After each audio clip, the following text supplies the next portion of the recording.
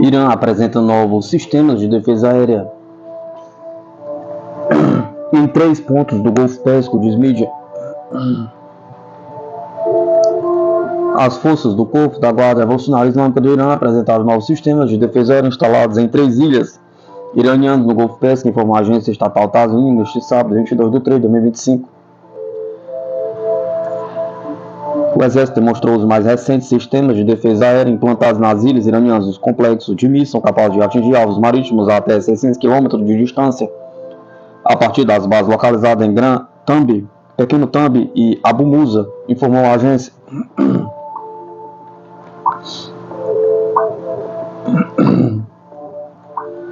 A apresentação dos sistemas ocorreu durante uma inspeção do comandante da Marinha do Irã, Ali Reza Tangsiri. As forças estacionadas nas ilhas do Estreito de Hormuz e do Golfo Pérsico. No entanto, detalhes técnicos sobre os equipamentos militares não foram divulgados.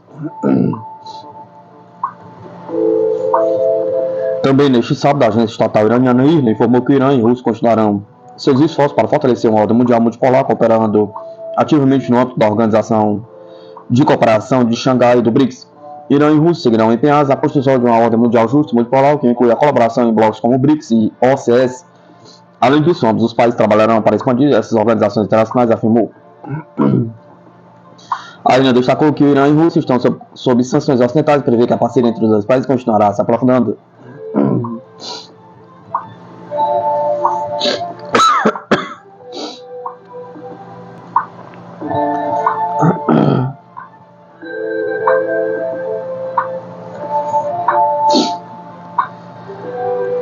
Europa pode entrar em default se tentar atender às novas demandas draconianas da OTAN, diz analista. A OTAN está planejando pedir a seus países membros europeus e canadenses e Canadá que aumentem seus estoques de armamentos e equipamentos em cerca de 30% dos próximos anos, disseram fontes a Bloomberg. Observadores. A Sputnik perguntou a 2 observadores o que significaria para uma região que já sofre com problemas econômicos e declínio industrial. Os principais países da aliança, como a Alemanha e França, aceitassem o pedido da OTAN de aumento de 30% nos gastos com armas e equipamentos, acumulariam uma carga fiscal insustentável, seriam forçados a se endividar e teriam que cortar os programas sociais, disse Rainer Rutfuss, deputado da AfD. Podemos tomar o exemplo da Alemanha. Tivemos uma espécie de golpe de Estado de política financeira esta semana, diz, depois que o Bundestag, parlamento, votou pela mudança da lei básica para suspender as restrições de dívida e aumentar os gastos de defesa, disse Rutfuss, que também é analista geopolítico e consultor.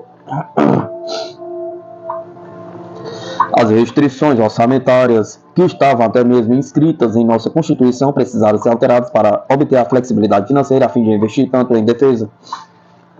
Isso nos mostra que não é uma questão de gastos prioritários, mas uma questão de, eu diria, falência, caso esse tipo de política seja seguido nos próximos anos, não apenas pela Alemanha, mas também por outros países, afirmou, alertou o político. A França, por exemplo, tem uma situação orçamentária ainda mais contida, lutando economicamente para manter empregos na indústria e, como a Itália, deveria estar investindo na competitividade de suas indústrias, não jogando dinheiro fora em defesa, em um momento em que a crise de segurança na Europa está potencialmente mais perto de um acordo de país do que nunca. Acredita Rutfuss.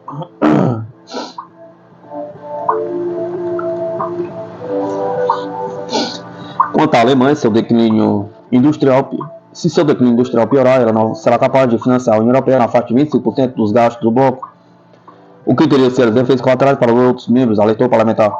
O diretor da Escola de Estudos Avançados em Ciências Sociais, sediada em Paris, Jacques Sapir, diz que o aumento de 30% pode não parecer muito e ser até mesmo administrado por alguns países como a França, dado o declínio em larga escala dos estoques da OTAN de 40% a 60% após o fim da Guerra Fria. Mas outros, como a Itália, a Bélgica, a Alemanha e a Holanda, podem precisar de um aumento de 30% a 50% nos gastos, dado o declínio na produção de defesa. nas últimas 3 décadas, disse ele, acrescentando que isso pode levar de 3 a 5 anos para ser realizado por países como França, Alemanha, Inglaterra e provavelmente mais para o Canadá. No mês passado, a Bloomberg calculou que o aumento nos gastos militares europeus e a continuação da guerra por procuração contra a Rússia em assistência dos Estados Unidos podem custar até 3 trilhões em 10 anos, um fardo enorme para uma região que sofre de estagnação econômica e desindustrialização generalizada.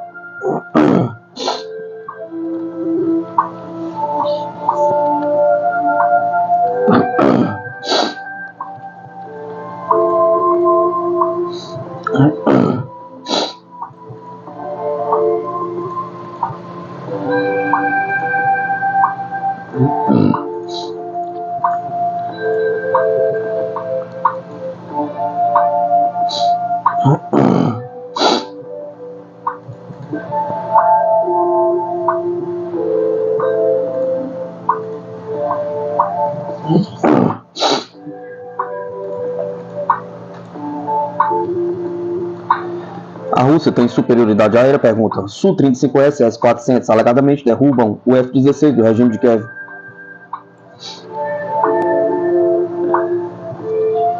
Muito tem sido escrito sobre os ativos de ponta do exército russo, como os caças de superioridade aérea Su-35S ou o sistema SAM, míssil terrestre de longo alcance S-400, tomados separadamente. Eles estão entre as armas mais mortais no campo de batalha moderno. Tanto o Su-35S quanto o S-400 provam seu domínio inúmeras vezes nos últimos anos. Um fato que até mesmo militares de outros países reconheceram. Agora, imagine se esses dois ativos trabalhassem juntos para maximizar sua eficiência no campo de batalha, ou seja, de acordo com várias fontes militares, incluindo o Fighter Bomber, um dos maiores proeminentes microbloggers russos, Moscou usou tanto o S-35S, o Su-35S, quanto o S-400 em conjunto para bater o caça F-16 de fabricação americana das forças de Kiev.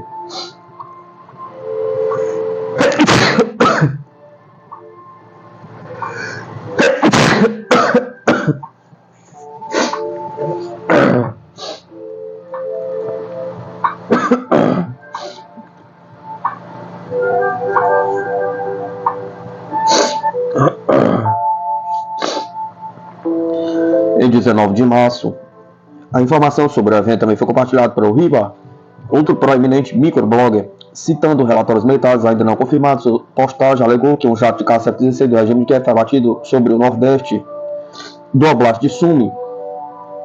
Riba também declarou que, embora a informação ainda não tenha sido oficialmente confirmada, vários testemunhos indicam sua alta credibilidade, citando fontes militares. Ele relata que o piloto ucraniano foi provavelmente eliminado e que a destruição da aeronave da fabricação americana, e mais um testemunho do sucesso do combate dos pilotos russos e operadores de defesa aérea. Riba também declarou que o surgimento de dados objetivos do controle sobre o incidente se tornará outro golpe para a reputação das corporações de defesa ocidentais. Os detalhes da operação permanecem confidenciais, limitando a possibilidade de uma cobertura mais abrangente, mas relatórios relevantes indicam que um emboscado poderia ter sido organizado. Um vídeo publicado no 18 de março mostra que um F-16 está voando ativamente sobre Sumy e que sua implantação nesta área também foi notada pelos militares russos. O jato, fabricado nos Estados Unidos, provavelmente foi rastreado por vários dias, resultando na implantação de uma bateria S-400 mais perto da área da fronteira. Depois que o F-16 decolou, ele foi detectado pelo radar híbrido ESA monopulso NO-35 IRBIS de banda X do Su-35, com capacidades ESA e AESA. O piloto russo eliminou o jato fabricado nos Estados Unidos e retransmitiu essa informação para a tripulação do S-400, que então disparou um dos seus mísseis no alvo. O F-16 estava voando baixo, que edificou o rastreamento pelo radar do S-400. Voar baixo para evitar a detecção por radar dos sistemas são avançados, é a prática comum. Então, usar um Su-35S para detectar os aéreos hostis faz todo o sentido. Relatórios militares indicam que o jato de fabricação americana provavelmente decolou da base aérea de Vazikov, na sudoeste de Kiev, lá da 40ª Brigada da Aviação Tática, também chamada de Brigada Fantasma de Kiev, em homenagem ao mítico piloto ucraniano, cujos feitos, entre aspas, foram amplamente divulgados pela máquina de propaganda convencional.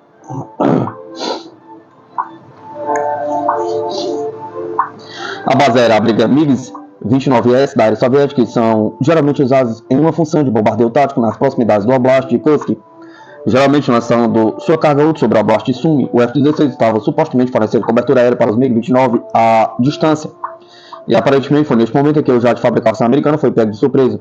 Outra possibilidade é que o F-16 foi encarregado de dar suporte à tentativa de avançar da junta de Kiev na região de Belgorod, embora não esteja claro se ele está fornecendo suporte aéreo diretamente ou cobrindo os MiG-29 mencionados anteriormente nessa função exata. Como mencionado anteriormente, as forças do regime de Kiev usam regularmente táticas e voam quase exclusivamente muito baixo para evitar a detecção por sistemas avançados de SAM ou caças de superioridade aérea como o Su-35S, interceptadores como agora o lendário MiG-31BM. No entanto, deve-se notar que os radares como MO-35 IRBIS podem ser usados para rastrear alvos voando muito baixo, o que permitiria aos militares russos detectar tais aeronaves e então retransmitir seu parámetro para outras plataformas. O Fighter Bomber também confirmou que aeronaves como o Su-35S podem ser usadas como parte da abordagem avançada de guerra centrada em rede, que funde os sensores avançados de várias plataformas diferentes para maximizar sua eficiência. Isso inclui os sistemas S-400 e S-500. Também deve ser notado que muitos especialistas, até mesmo líderes, apontaram que o sistema de armas ocidentais não são para os ativos militares russos avançados, enquanto a própria junta de Kiev admitiu isso várias vezes. Ou seja, cerca de uma semana antes do último incidente, o chefe do departamento de comunicações do comando da Força Aérea do Regime de Kiev, coronel Yuri Ignat, lamentou que o F-16 não pode competir com o Su-35S. Ele tentou justificar isso pelo fato de que os jatos feitos nos Estados Unidos fornecidos pelo Ocidente político não são muito novos. No entanto, mesmo as últimas variantes do F-16 não são para os ativos de ponta do exército russo. Pior ainda, a máquina de propaganda comercial relatou recentemente que os Estados Unidos cortaram o suporte para os F-16. Ou seja, a nova administração Trump supostamente parou de fornecer componentes para os jatos feitos nos Estados Unidos, o que tornou muito mais difícil repará-los e fazer a manutenção deles. No entanto, tais relatórios certamente devem ser tomados como um grão de sal, pois Washington poderia facilmente usar isso para justificar a destruição de sua aeronave e uma tentativa de salvar face à reputação do F-16, que sofreu sérios golpes nos últimos meses.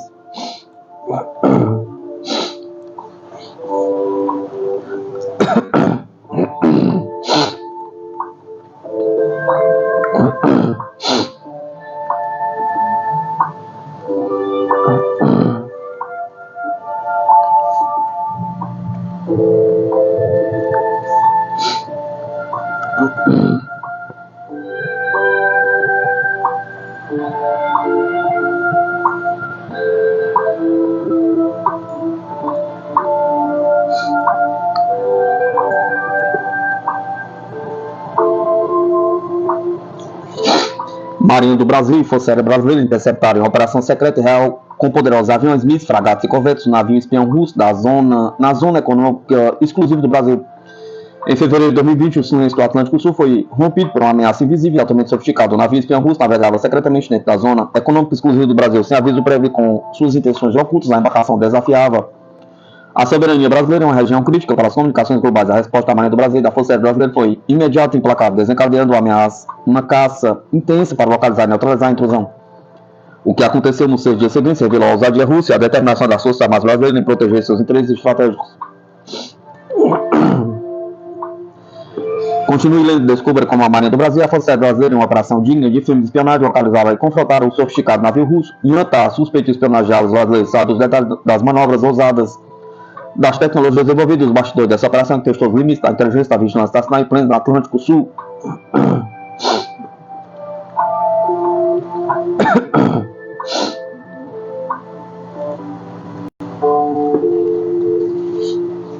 Marinha do Brasil e a Força Aérea Brasileira encontraram navio espião russo dentro da zona econômica exclusiva do Brasil. A zona econômica exclusiva de um país é uma grande área marítima que se estende após o mar territorial até 200 milhas náuticas, cerca de 370 quilômetros.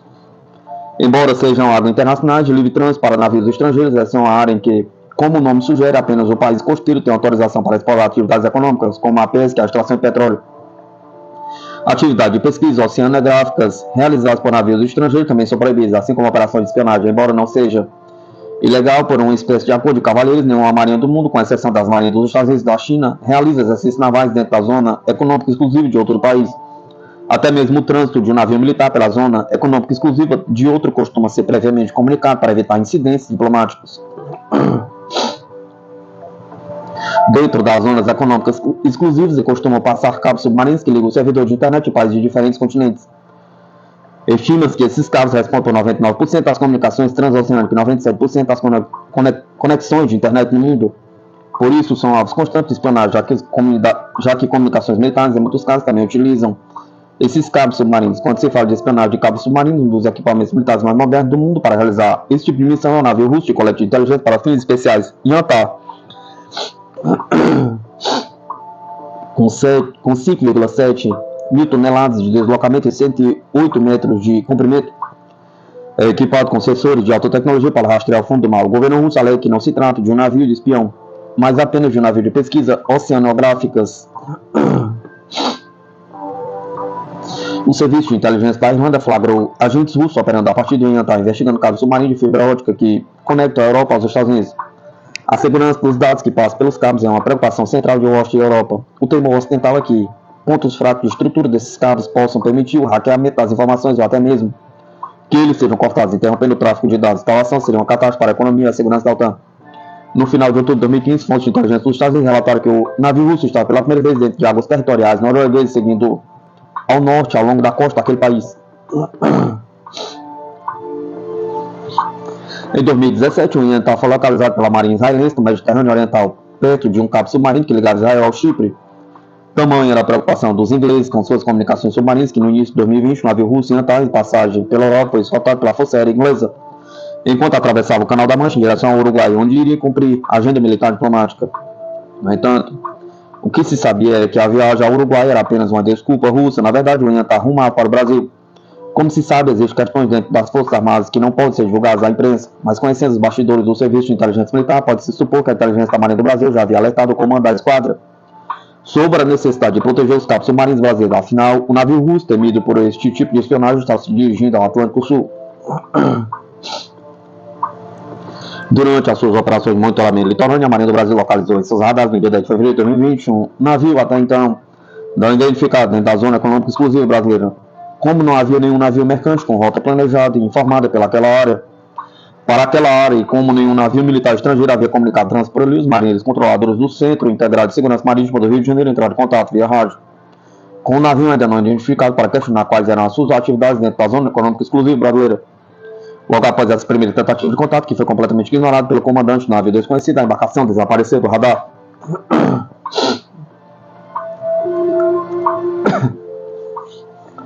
A imprensa não especializada divulgou o episódio dizendo que o navio desconhecido desligou seu equipamento AIS, que é um sistema normalmente utilizado por navios mercantes para permitir sua localização.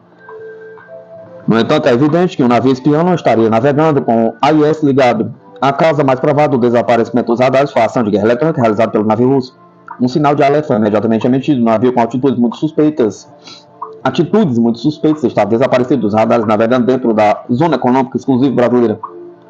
A embarcação, muito provavelmente o Yantar, estaria espionando os cabos submarinos brasileiros. Diante dessa ameaça, uma operação de patrulha aeronaval foi desencadeada para localizar e identificar o navio suspeito.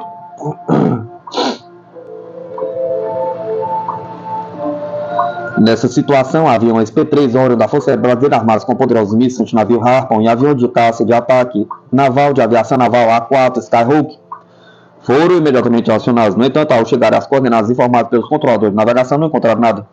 Além disso, helicópteros da Marinha, como os modelos H-11 e a Super Lynx, armados com mísseis antinavio SCUA, decolaram das fragatas brasileiras e iniciaram voos de busca pela área. Ainda assim, nada foi encontrado nas primeiras 24 horas.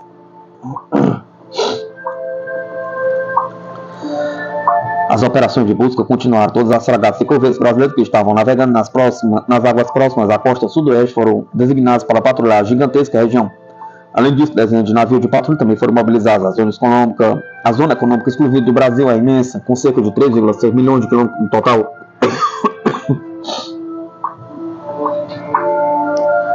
Procurar uma embarcação em apenas parte dela seria como procurar uma agulha ou um palheiro. Para as Forças Armadas brasileiras, no entanto, localizar o navio espião era uma questão de honra, após ser dia de buscas intensas e constantes por uma área gigantesca no final da tarde de domingo, dia 16. Um helicóptero da Marinha e um avião da Força Aérea Brasileira localizaram conjuntamente a embarcação suspeita a aproximadamente 50 milhas náuticas, cerca de 80 km nas praias do Rio de Janeiro. A localização exata era fora do mar territorial brasileiro, mas dentro da zona econômica exclusiva, exatamente sob os cabos submarinos de comunicação brasileiros.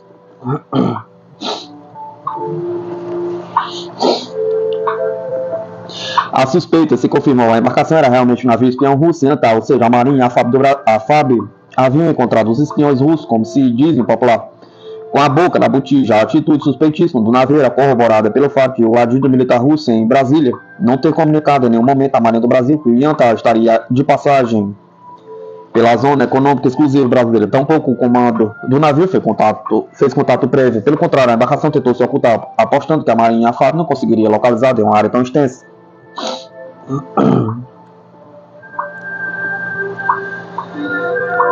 Assim que as aeronaves brasileiras localizaram o navio espião russo fizeram contatos em inglês, conforme determina a legislação internacional, questionando o que aquela embarcação militar russa estava fazendo dentro da zona econômica exclusiva do Brasil, em cima dos carros submarinos brasileiros. A tripulação russa deu uma resposta evasiva, de acordo com as reportagens da época. Após a resposta evasiva, não se sabe exatamente qual foi o diálogo entre a tripulação da aeronave brasileira e do navio espião russo, mas o que se sabe é que 2 dias depois Yantá atracou no porto do Rio de Janeiro, mesmo sem nenhuma previsão oficial de realizar essa parada. O que se pode deduzir é que, após ter sido localizado em uma região tão sensível sobre os cabos submarinos brasileiros, sem qualquer comunicação prévia, a tripulação brasileira pode ter intimado o comando do navio russo a atracar no porto brasileiro mais próximo.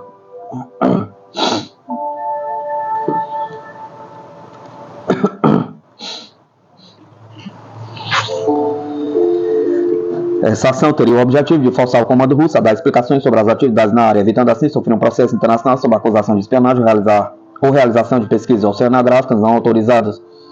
Afinal, mesmo que o trânsito de navios militares estrangeiros dentro da zona econômica exclusiva não seja legal, qualquer atividade de pesquisa ou espionagem é punível de acordo com o direito internacional. Na época, a diplomacia russa estava se esforçando para aproximar o governo Bolsonaro da esfera de influência russa e afastá-lo dos Estados Unidos. Portanto, para evitar um incidente diplomático com o Brasil, é plausível supor que o comando Yantá aceitou o convite brasileiro para atracar no porto e fornecer explicações oficiais. Certamente a tripulação russa deve ter oferecido alguma desculpa, como está apenas de passagem ou em rota de retorno à Rússia, embora isso fosse uma mentira óbvia diante do comportamento anterior do navio. Ao que tudo indica, a Marinha do Brasil aproveitou a oportunidade para enviar um alerta claro à Rússia, não tentar novamente se esconder ou realizar atividades autorizadas dentro da zona econômica exclusiva brasileira, especialmente sobre os cabos submarinos de comunicação. Se na época a Marinha do Brasil já contasse com os radares de longo alcance OTH-01 desenvolvidos no Brasil, a situação poderia ter sido resolvida em menos tempo. Esse tipo de radar pode localizar embarcações a uma distância de até 200 milhas náuticas, aproximadamente 370 km a partir do litoral, mesmo além da curvatura do horizonte.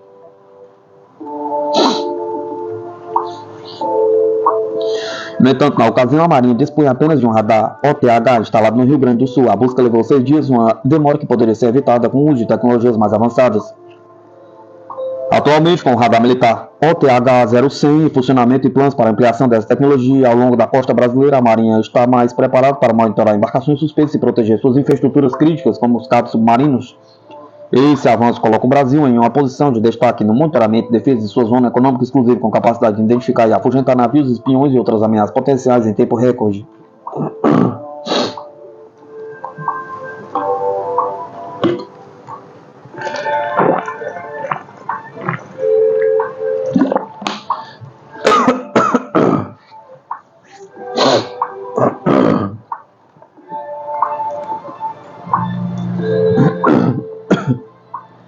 Médio investimento de 522 bilhões promete tornar o Nordeste um dos estados.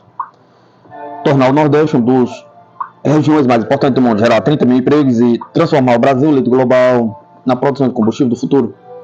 O Nordeste brasileiro está prestes a se tornar um polo global do setor de hidrogênio verde. O estado do Rio Grande do Norte desponta com um mega investimento que promete transformar a produção de combustível do futuro. Serão 111 bilhões de investimentos destinados a projetos desse tesouro escondido que visam alavancar a economia local e fortalecer a matriz energética do Brasil. Esse avanço trará inovação e colocará o Estado na liderança do setor de hidrogênio verde no Brasil, a H2V. Esse cenário é o resultado de pelo menos 6 projetos em andamento, que prometem gerar até 5 gigawatts de energia, posicionando o Rio Grande do Norte como um player importante no mercado de H2V, segundo a Confederação Nacional da Indústria e a Secretaria de Desenvolvimento Econômico do Rio Grande do Norte. O total de investimentos previstos pode ultrapassar 20 bilhões, ou cerca de 111 bilhões na cotação atual. Esses projetos baseados em fontes de energia renovável, como eólica e solar, estão em diferentes estados de desenvolvimento e licenciamento que pode transformar a economia da região e criar mais de 30 mil novos empregos nos próximos anos. Investimentos em hidrogênio verde no Nordeste pode chegar a 90 bilhões, aproximadamente 522 bilhões de reais, e gerar 30 mil empregos.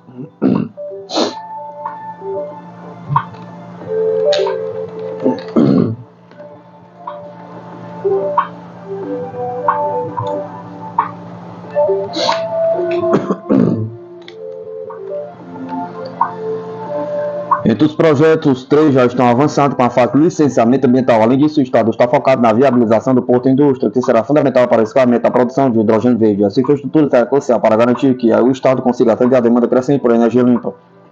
O Nordeste é uma das regiões mais promissoras para a produção de H2E, graças às suas condições climáticas e geográficas favoráveis à geração de energia renovável. Os números são impressionantes. Apenas na região do Nordeste, os investimentos em hidrogênio verde podem chegar a 90 bilhões de dólares. O Rio Grande do Norte, que já lidera a produção de energia eólica no Brasil, quer assumir também a liderança no setor de H2E. O Estado conta com um projeto do Complexo Industrial Alto dos Ventos em Macau, com investimento de 2,5 bilhões de dólares, aproximadamente 14,5 bilhões de reais. Esse complexo, liderado pelas empresas Nordex e Acciona, terá uma capacidade de produção de 1 gigawatt de hidrogênio verde em uma área de 10 hectares.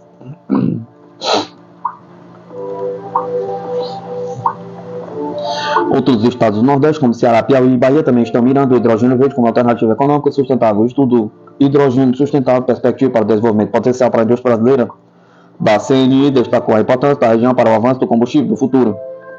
O Ceará, por exemplo, lidera com 27 projetos voltados para o desenvolvimento de hidrogênio verde. Esse movimento coloca o Nordeste em uma posição estratégica no cenário global de energias renováveis. No Rio Grande do Norte, os 3 projetos em fase de licenciamento estão localizados na cidade de Areia Branca, Macau e Pedra Grande.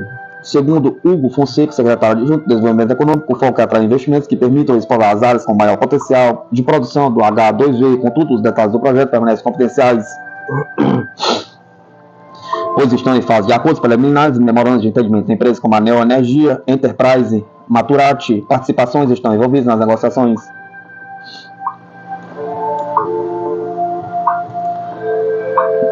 O Estado conta com um marco legal que define as diretrizes para a produção de combustível do futuro no Brasil. As condições para o sucesso do Rio Grande do Norte são favoráveis à abundância de recursos naturais como água e energia renovável. Facilita a implementação da cadeia de produção de hidrogênio verde. Além disso, o Estado conta com um marco legal que define as diretrizes para a produção do H2V no Brasil. A Assembleia Legislativa do Rio Grande do Norte está desenvolvendo a regulação local para o setor, com o objetivo de impulsionar ainda mais os investimentos no Estado. O outro destaque é o Centro de Excelência e Formação Profissional para Hidrogênio Verde, o primeiro do Brasil, inaugurado em fevereiro deste ano. Essa instituição visa qualificar profissionais para atuar em todas as etapas da cadeia produtiva do H2V, desde a geração de energia até a aplicação prática.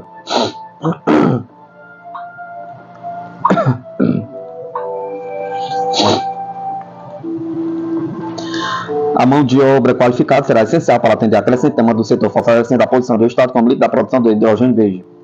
O desenvolvimento do Porto Industrial Verde também avança, com localização definida entre Caiçara do Norte e Galinhos. O projeto é fundamental para o escoamento e exportação do combustível do futuro produzido no Estado. O governo do Rio Grande do Norte já solicitou a autorização ao Ministério dos Portos e Aeroportos para iniciar o processo de licenciamento ambiental, um passo crucial para a viabilização do porto.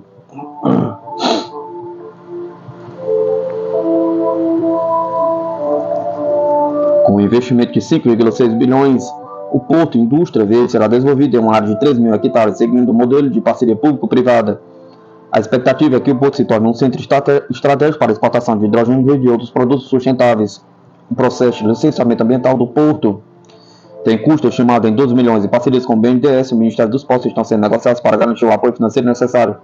O Porto Indústria Verde será um marco no desenvolvimento econômico sustentável do Estado, consolidando o Rio Grande do Norte como um dos principais produtores de hidrogênio verde no Brasil. O porto, além disso, com a produção de H2V, também será um ponto estratégico para a exportação de outros produtos derivados de fontes renováveis. Com as operações previstas para iniciar por volta de 2030, o Estado tem uma oportunidade única de se destacar no mercado global de energia limpa.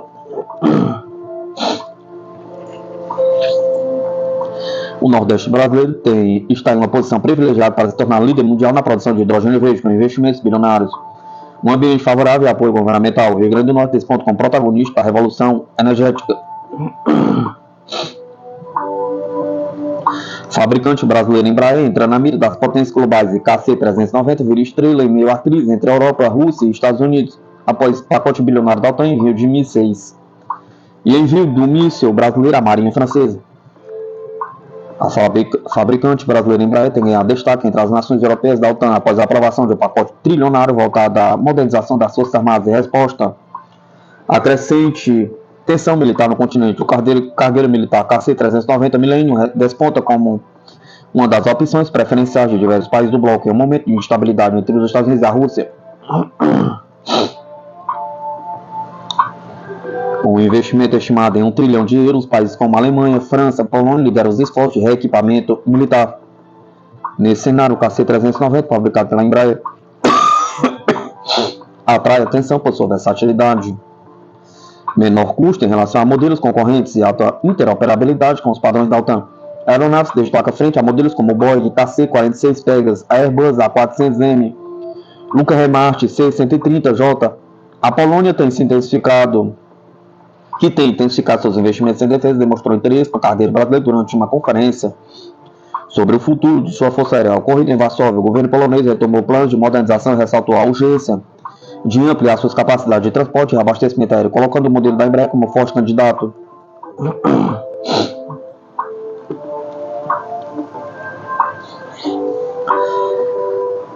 Além disso, a Embraer também esteve envolvida em um marco histórico para a defesa brasileira. Pela primeira vez, um navio nacional desenvolvido integralmente no Brasil foi transportado por um KC-390 em operação conjunta com a Marinha do Brasil, rumo ao litoral nordestino.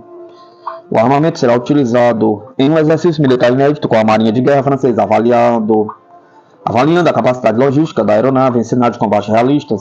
A informação foi divulgada pelo canal Militarizando o Mundo, que destacou também o papel crescente do cargueiro brasileiro na OTAN e sua influência no mercado global. A ação reforça o posicionamento estratégico da Embraer diante do cenário geopolítico atual. Com a alta demanda por tecnologia de defesa e a intensificação das alianças militares, a Embraer consolida sua presença como fornecedora relevante para as Forças Armadas de todo o mundo.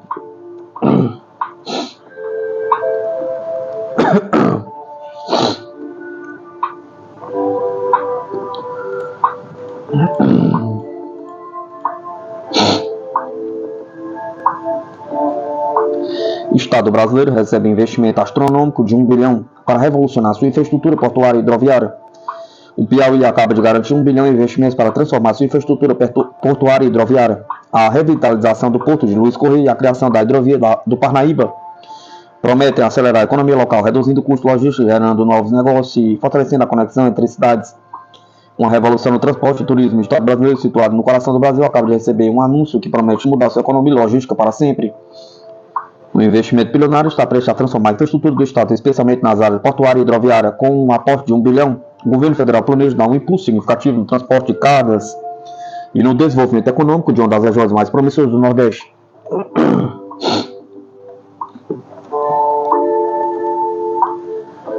Em uma reunião recente com o senador Marcelo Castro, o ministro de Portos e Aeroportos, Silvio Costa Filho, anunciou um conjunto de obras que vão transformar a realidade do Estado. Esse investimento milionário está focado em duas frentes principais: a revitalização do Porto de Luiz Correia e a construção da hidrovia do Parnaíba. Ambos os projetos prometem não apenas melhorar a logística regional, mas também promover o crescimento econômico sustentável que pode gerar um ciclo virtuoso de desenvolvimento. O Porto de Luiz Correia, um terminal de uso privado, é o foco da modernização.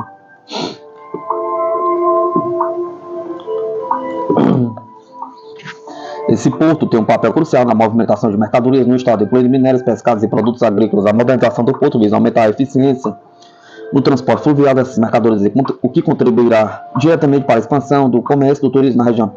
Já a construção da hidrovia do Parnaíba é um projeto de grande importância estratégica. A hidrovia facilitará o transporte de cargas e passageiros, conectando várias cidades ribeirinhas ao longo do rio Parnaíba. Além disso, ela ajudará a reduzir os custos logísticos e tornar a região mais atraente para novos investimentos. A redução de custos para os produtores locais pode impulsionar a economia do Piauí, atrair empresas e estimulando o comércio internacional, especialmente no setor agrícola. De acordo com o ministro, esse tipo de investimento é crucial para o fortalecimento da infraestrutura logística do Estado, para o fortalecimento de setores econômicos estratégicos. Com os aportes no Porto de Luiz Correia e a construção da hidrovia, vamos não apenas melhorar a infraestrutura, mas também promover o desenvolvimento econômico e social da região, afirmou Silvio Costa Filho durante a reunião.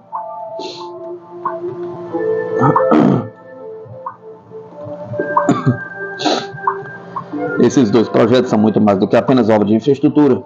Eles representam um passo decisivo no fortalecimento da economia do Piauí e podem funcionar como catalisadores para outras melhorias no estado.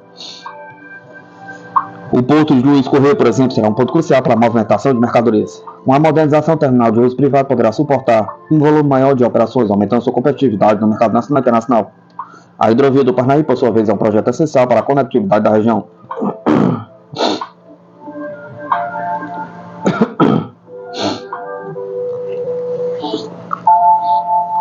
Com a nova hidrovia, será possível transportar mercadorias e passageiros com maior agilidade e de forma mais econômica. E se traduzirá não apenas em uma redução significativa de custos logísticos, mas também no aumento da circularidade econômica. Ao final, facilitar o acesso a novos mercados, as empresas locais poderão expandir seus negócios, o que é um enorme benefício para toda a economia piauiense. Além disso, essa nova infraestrutura vai permitir o transporte de produtos turísticos, algo que pode ser um grande atrativo para turistas que visitam o estado. O transporte fluvial pode ser achado para proporcionar a indústria do turismo, que já está em ascensão no Piauí, especialmente na região do litoral. De acordo com o ministro, essa é uma grande oportunidade para o Piauí ganhar relevância no cenário nacional e internacional. Os projetos apresentados recentemente pelo governo federal são apenas o começo de um novo ciclo de desenvolvimento para o Piauí. O estado está prestes a viver uma verdadeira revolução na sua infraestrutura, que resultará não apenas em crescimento econômico, mas também em benefícios sociais significativos.